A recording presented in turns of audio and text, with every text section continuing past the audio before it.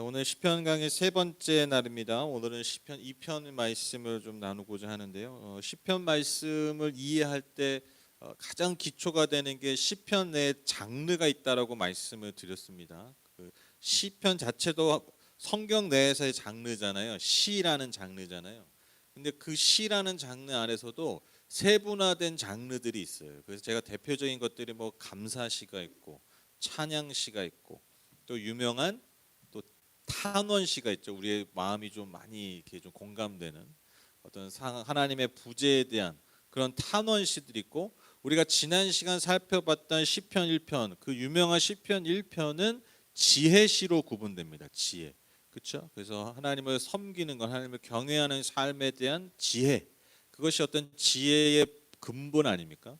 그것을 설명하고 강조하는 그 지혜시가 있어요. 그래서 여러 가지 시편 내에도 장르가 있는데, 오늘 읽으신 시편 2편은요 장르적으로 어떻게 구분되냐면 제왕시로 구분됩니다. 제왕시.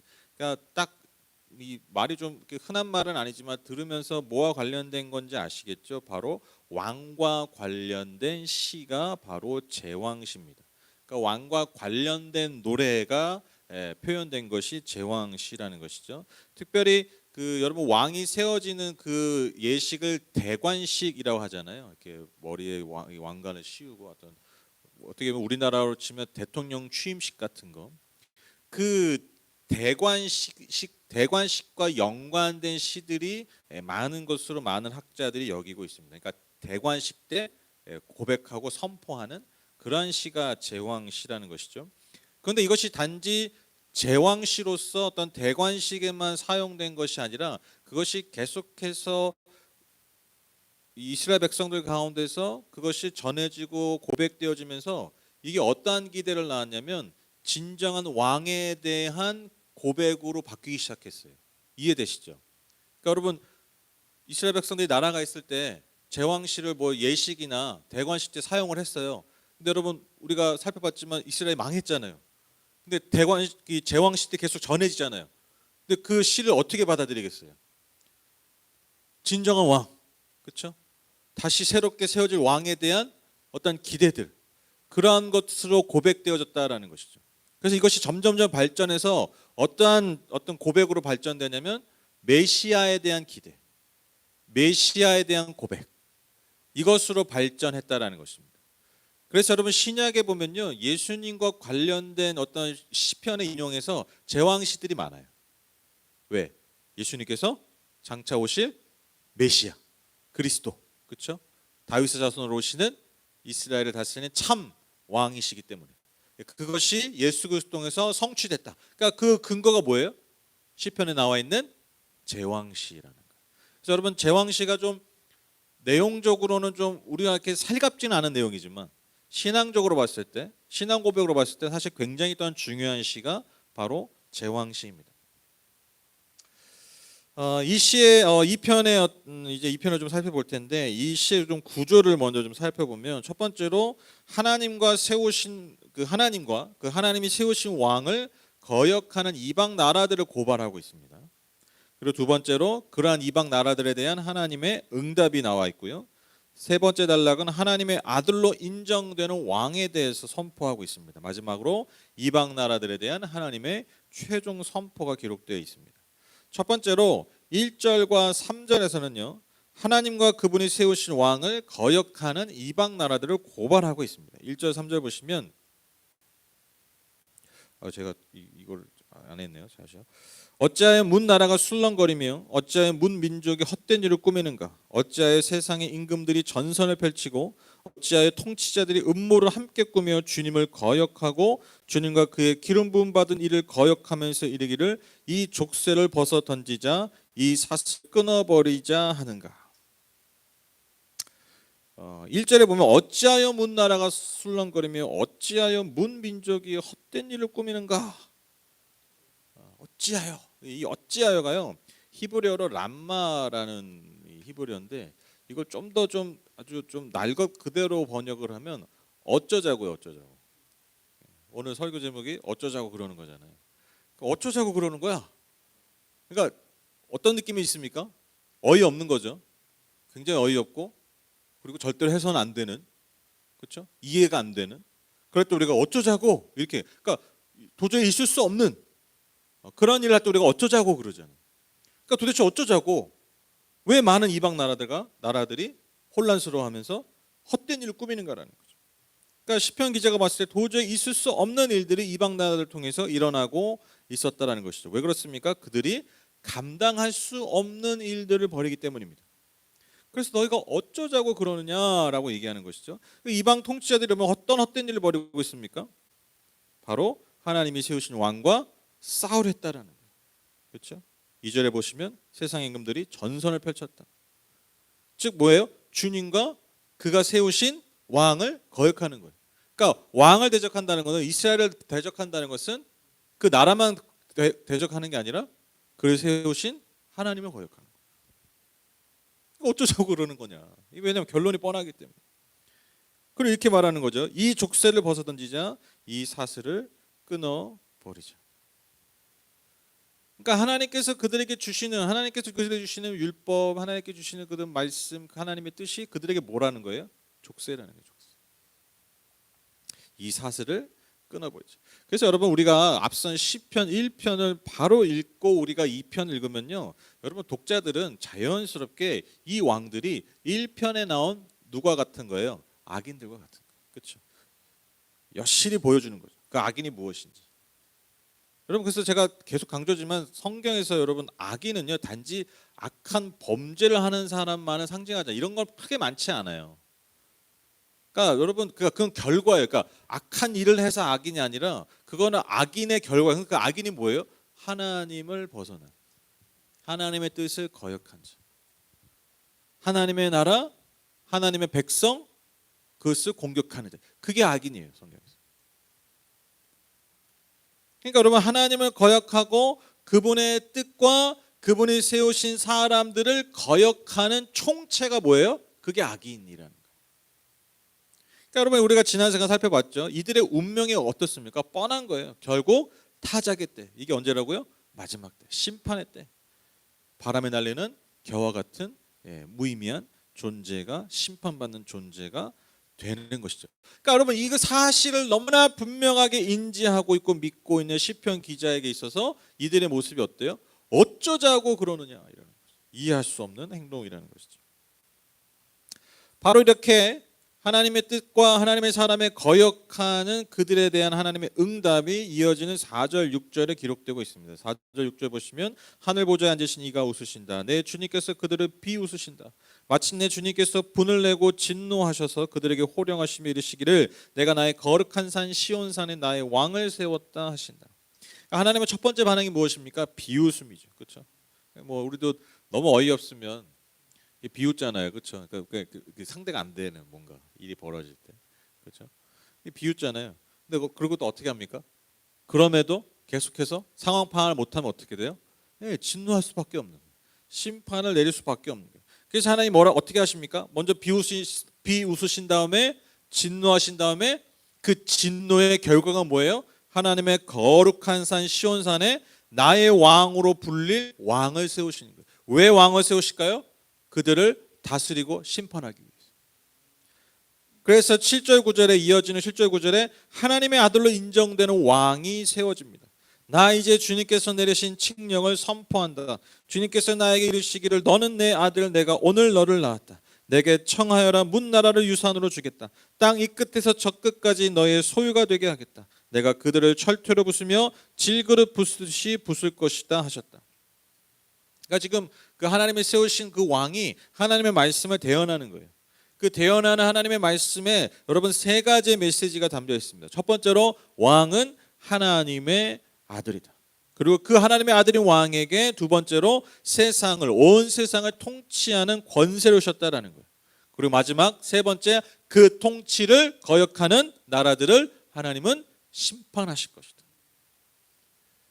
여러분, 당시 고대 근동에서 왕이 하나님의 아들이라는 개념은요, 널리 인정되는 개념이에요. 그러니까 하나님의 아들 그러면 사람들이 뭘 떠올렸다고요? 왕을 떠올렸다라는 거예요.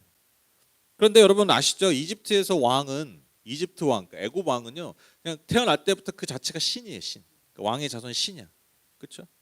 그리고 이 메소포타미아, 그러니까 이집트와 메소포타미아가 계속해서 힘대결을 했다고 그랬잖아요. 마치 지금의 뭐 미국과 뭐 중국, 러시아 이렇게 막 이렇게 태평양을 두고 뭐 한국과 일본을 사이에 두고 계속해서 뭔가 이렇게 좀 알력 싸움을 하잖아요. 마찬가지로 이스라엘 딱 중앙에 두고 아래에 있는 이집트와 이 옆에 있는 이 메소포타미아 문명, 여기서 발생되는 나라들이 계속해서 뭔가 이렇게 힘겨루기를 했었어요.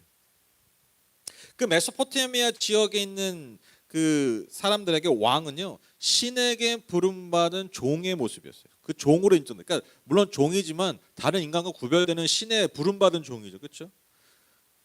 그러니까 어떠세요? 그러니까 당시에 어떤 패권을 쥐고 있던 문화와 어떤 정치, 경제 모든 걸 쥐고 있던 이집트 문명과 메소포타미아 문명에서 가지고 있는 왕의 개념과 조금 달라요. 그러니까 왕이 신으로부터 온 존재는 맞는데 이 이집트에서는 그냥 태어날 때부터 왕이에요, 그냥. 아니, 태어날 때부터 신이야, 신. 그냥 신적 존재야, 무조건. 그리고 메소포타미아는 신의 종이에요. 근데 여러분, 이스라엘의 왕은 어떤 존재라고요? 하나님의 아들인데, 똑같은 왕인데 그가 하나님의 아들로 언제 인정받습니까? 하나님이 기름 부으실 때. 하나님이 기름 부으셔야 돼. 그때부터 하나님의 아들이 되는 거예요. 이게 왜 중요하냐면 여러분 아시죠? 이스라엘이 망한 이유가 아주 그 근본적인 그 어떤 뭐 여러 가지 이유가 있잖아요. 근데 근본적인 이유가 뭐예요? 신학적인 이유가 스스로 왕이 되렸기 때문에. 그렇죠? 기억나시죠? 그래서 왕조가 계속 바뀌잖아요. 쿠데타가 계속 일어나고. 그러니까 하나님이 세우시고 하나님이 부르신 지도자 왕이 아니가 스스로 왕이 되려는 자들이 많았기 때문에 그 나라가 그렇게 혼란했다라는 거죠. 그래서 하나님 인정하시지 않아요. 그러니까 하나님이 세우신 왕에게 있어서 가장 중요한 게 뭐냐면 하나님이 부르신 왕이어야 되고 그 부르신 왕을 하나님이 기름 부으셔야 돼요. 그게 왕에게 있어서 가장 중요한 출발이라는 것이죠. 근본이라는 거예요. 그래서 하나님이 그 왕을 통해서 하나님이 기름 부으신 왕을 통해서 하나님의 나라를 세워가시고 이뤄가시고 나아가 구원하시고 심판하신다. 여러분 그래서 예수님께서 공생의 시작은 무엇으로 시작하셨습니까? 세례 요한의 세례. 그리고 하나님이 오늘 읽은 말씀, 그 말씀이 나오잖아요. 너는 내 아들이다. 7절 말씀. 하나님이 예수 그리스도를 기름 부으셔서 온 땅의 왕으로 인정하시는 순간부터 그분의 공생애가 시작됐다. 굉장히 중요한 결이라는 거예요. 성경에 있어서. 그렇게 세워진 하나님의 왕, 하나님의 아들에게 하나님께서 놀라운 권세와 능력을 부여하신다라는 것이죠. 그래서 온 세상을 통치하는 권세, 온 나라를 심판하는 권세를 부여하십니다. 마지막으로 그 이방 나라들에 대한 하나님의 최종 선포가 이어집니다. 10절, 12절 보시면 그러므로 이제 왕들아 지혜롭게 행동하여라. 세상의 통치자들아 경고하는 이 말을 받아들여라. 두려운 마음으로 주님을 섬기고 떨리는 마음으로 주님을 찬양하여라.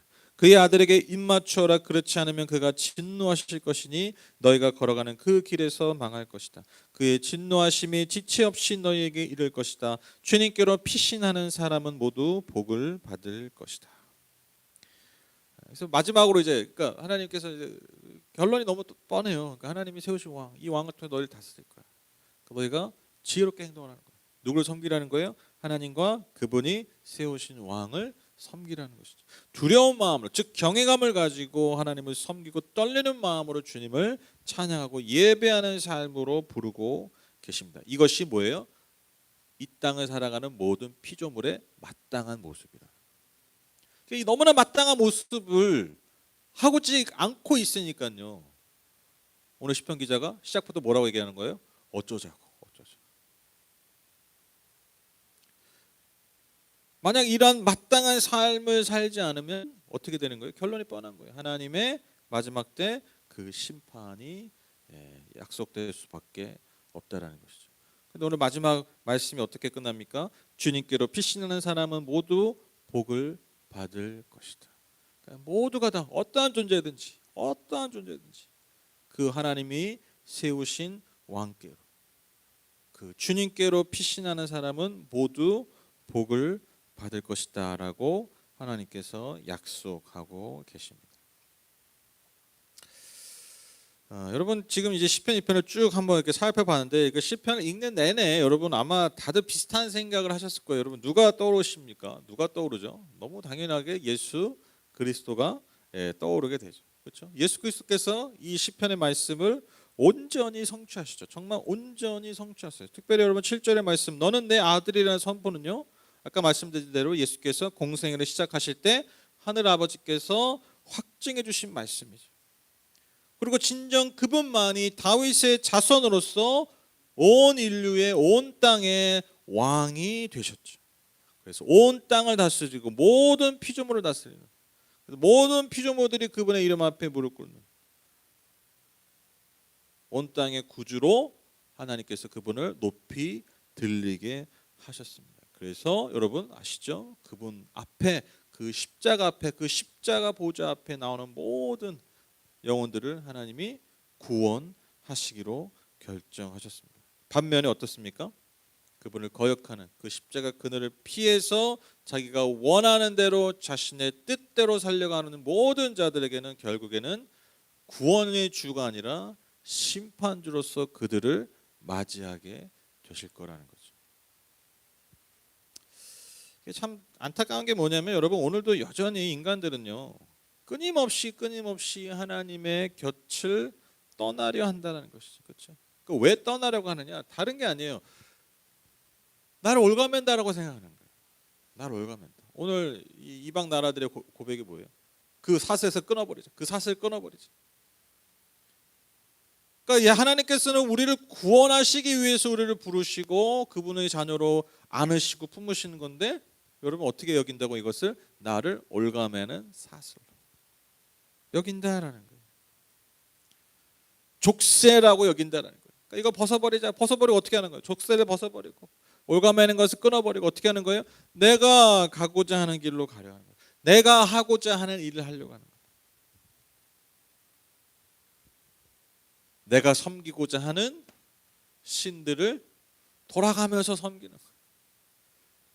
나에게 유익이 될 만한 신들, 나에게 그 즉시 무언가를 줄 법한 왕들 앞에 무릎을 꿇으며 살려고 한다라는 것이죠.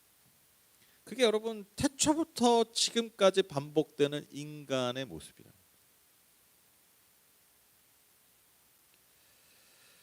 여러분 결국 그러한 삶을 살려고 하는 그 마음의 바탕에 뭐가 있냐면 내 마음대로 살고자 하는 거예요. 그러니까 참 자유, 내가 원하는 자유를 꿈꾸는 거죠. 그렇죠? 내가 원하는 자유. 근데 여러분 아시죠?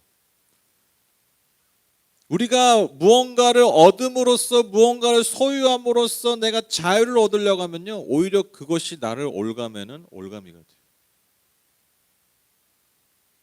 여러분 너무 잘 알잖아요. 여러분 내가 돈을 많이 벌어가지고 내가 자유를 얻을 거야. 내가 내 마음대로 살 거야. 여러분 그렇게 열심히 사는 사람들 보면 뭐에 매여 있어요? 돈에 매여 있어요.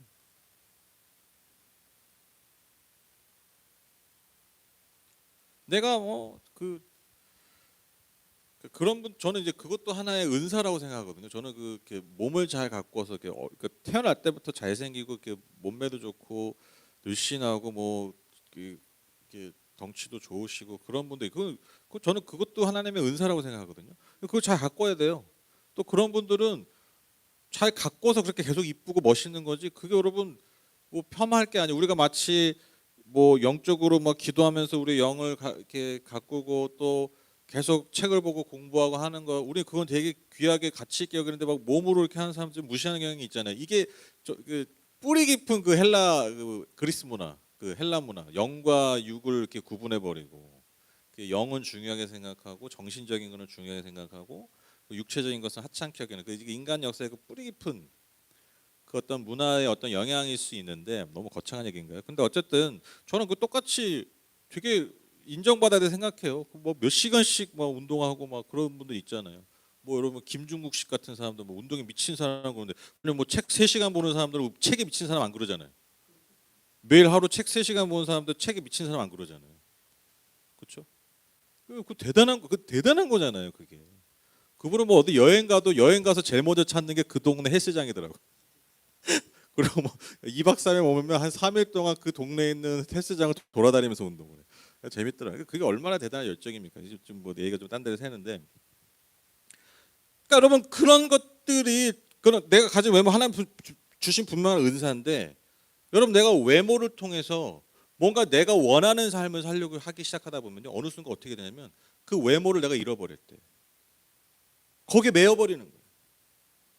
내가 그걸 통해서 인정받고 사랑받고 그걸 통해서 내가 내 원하는 것 삶을 살려고 하다 보면 어느 순간 내가 거기에 매여서 오히려 부자연스럽고 족쇄에 묶인 삶으로 산다는 거예요. 여러분 권력도 마찬가지죠. 여러분 권력 줘가지고 내가 뭐 다 해보겠다.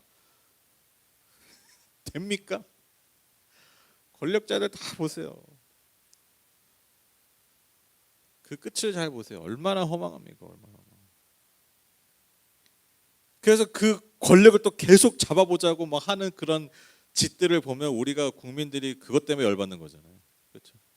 자기들의 그 가진 그 권력을 더 좀 쥐어보겠다고 놓치기 싫어가지고 하는 그 꼬라지들. 우리가 봐도 여러분 얼마나 참 하찮게 보이는데 그게 여러분 진정한 자유입니까? 근데요 제가 더 안타까운 게 뭐냐면 이 지점이에요. 예수를 믿는 것도 족쇄처럼 믿는 게 있다라는 거예요. 나를 올가매면서 예수를 믿는 거예요. 그러니까 예수라는 분을 나를 자유케 하시고 나에게 참 자유를 주시는 그런 분으로 섬기고 정말 그것을 예수 안에서 참 자유를 누리는 게 아니라 예수를 가지고도 여러분 예수의 족쇄를 쳐버리는 거예요. 이게 참 너무 안타까운 현실이라는 것이죠. 여러분 예수님께서 왜 이 땅에 오셨습니까? 예수님 왜 이 땅에 왕으로 오셨습니까? 많은 권력자처럼 많은 왕처럼 백성들을 부리고 억압하고 올가매고 오셨습니까? 아니죠. 예수께서 이 땅에 왕으로 오신 이유는 하나예요. 바로 우리에게 진짜 참 자유를 주기 위해서. 해방시키기 위해서. 세상 왕들, 세상 권력, 이 사단의 권세 아래 묶여있는 이 땅의 모든 피조물들을 해방시키기 위해서. 그들의 채워진 족쇄를 다 끊어버리기 위해서. 돈의 족쇄, 명예의 족쇄, 세상 모든 그런 가치들의 족쇄를 다 끊어버리기 위해서 예수께서 이 땅에 왕으로 오신 거예요. 그 족쇄를 채우고 있는 왕들을 다 무릎 꿇게 하시기 위해서, 다 깨뜨리기 위해서.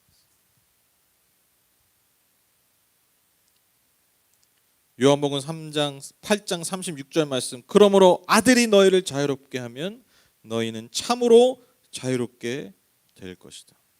아들이 너희를 자유롭게 하면 너희는 참으로 자유롭게 될 것이다. 그러니까 여러분 이게 이 로마서 요한복음 8장 30절 말씀이 오늘 시편 2편과 너무 연결이 되잖아요.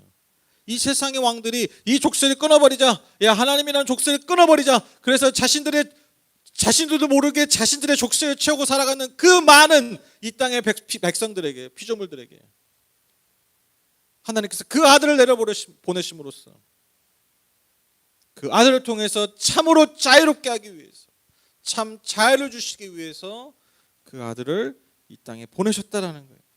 그래서 여러분 구원이라는 건요 죽어서만 받는 구원이 아니에요. 여러분 심판도요 죽어서만 받는 심판이 아니에요. 여러분 우리가 지금부터 예수를 향한 참 믿음이 있다면 예수 안에서 참 구원과 자유를 여러분 누릴 수 있어요. 누릴 수 있어요. 제가 그 이번에 수련회 때 청소년부 수련회 때 아이들과 그 제 과거 제 어린 시절 얘기를 하면서 제가 제 삶을 묻고 있었던 것들을 다 얘기해 줬어요. 제 삶을 묻고 있었던 많은 열등감들 막 그런 막 부정적인 것들 막 어린 나이에 경험했던 그런 것들, 그 아이들 또래 제가 그 아이들 또래 때 경험했던 제 어떤 그런 어두운 과거들 저를 묶고 있었던 것들을 제가 이제 고백하는 거예요. 고백하면서 이 많은 묶여 있던 것들이 어떻게 됐냐? 예수 안에서 자유해졌다는 거예요. 자유해졌다는 거예요. 예수 안에서. 그 전과 그 이유가 다를 수밖에 없는 그 중심에 뭐가 있었냐? 예수 그리스도를 향한 믿음과 그 믿음을 통한 만남. 그것이 저를 자유롭게 했다. 제가 그 얘기했어요. 긴 얘기 안 했어요. 여러분 진짜 여러분 우리가 예수를 향한 참 믿음 안에서 예수를 통해서 또 종교적으로 나를 얽어매고 나에게 족쇄를 채우는 게 아니라 여러분 진짜 자유를 누릴 수 있다라는 거예요. 그게 여러분 예수를 믿는 이유라는 것입니다. 그래서 여러분 예수님의 없는 그 참 복음이 없는 삶 때문에 참 진리가 없는 삶 때문에 지금도 여러분 꼭 죽어서만 심판받고 저주받는 게 아니라 여러분 지금도 그 저주의 굴레 아래서 족쇄 아래서 그러면 고통받는 영혼들이 얼마나 많이 있습니까? 오늘 11절 말씀처럼 예수님은요 그 십자가 그늘 아래 피한 이들에게 구원을 베푸시길 원하십니다.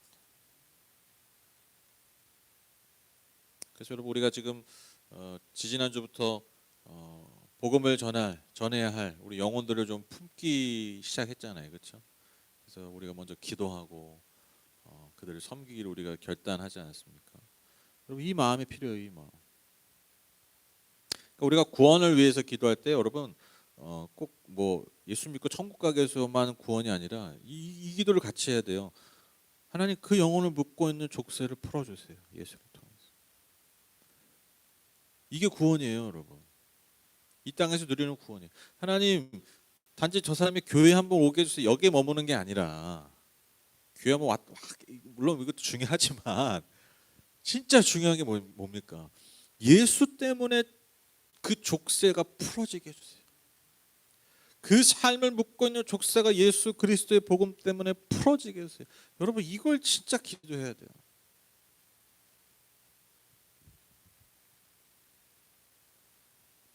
그 십자가 그늘 아래 피하는 자들에게 주시는 그 구원을 그 복을 하나님 그 영혼들이 누리게 해주세요.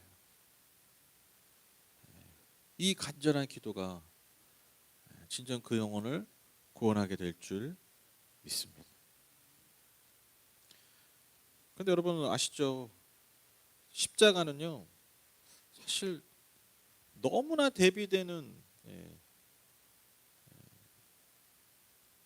존재입니다. 왜 그렇습니까?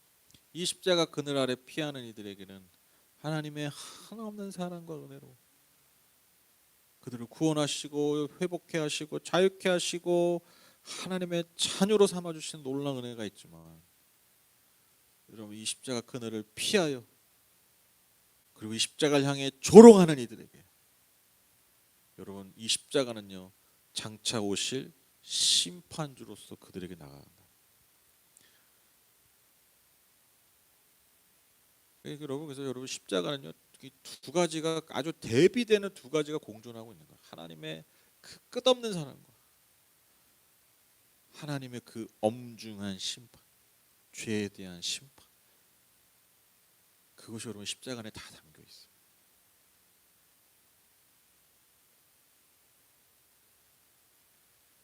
그래서 여러분 우리가 십자가를 보면서 그 은혜 아래 우리가 감사하면서 그 은혜 아래 자유를 누리는 것 그것도 있지만 여러분 또한 십자가를 보면서 우리가 이 마음을 이 생각을 해야 돼요. 어쩌자고 그러는 거 어쩌자고. 이 세상을 향해서 이 땅의 영혼들을 향해서 뭐 무시하는 게 아니라 조롱하는 게 아니라 어쩌자고 그러는가.